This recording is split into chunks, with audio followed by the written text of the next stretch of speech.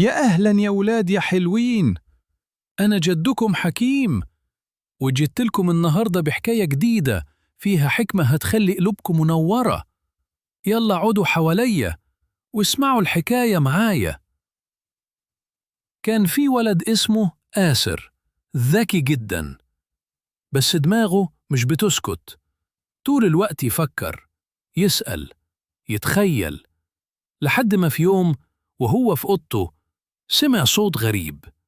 الصوت ده مش من بره، ده من جوه دماغه. قالوا الصوت: آسر، عاوز أساعدك، أنا تفكيرك الذكي. لو سمعتيني هخليك تنجح، تكسب، وتبقى مميز. آسر افتكر إن ده جزء من خياله، لكن مع الوقت بدأ يصدق الصوت. كان يقول له يذاكر، فكان يذاكر، بس بعدين بدأ الصوت يطلب حاجات أغرب. ما تردش على أصحابك، هم مش في مستواك. ما تساعدش حد، ركز في نفسك. ليه تحكي لمامتك؟ هي مش هتفهمك.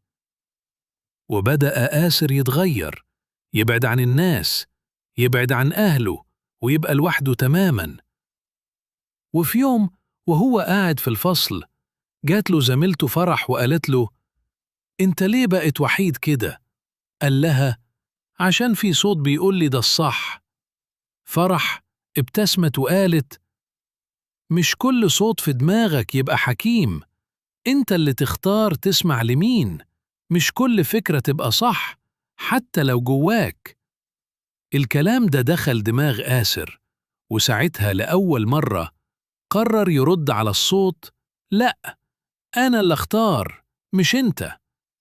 ومن اللحظة دي بدأ آسر يرجع لطبيعته، فاهم إن التفكير مش دايما صديق إلا لو إحنا اللي بنقوده.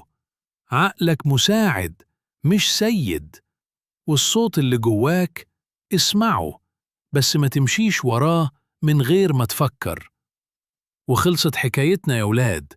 لو عجبتكم القصة ما تنسوش تعملوا لايك للفيديو وتشتركوا في القناة عشان تتابعوا كل الحكايات الجديدة. أنا جدكم حكيم، وبحبكم كلكم من قلبي.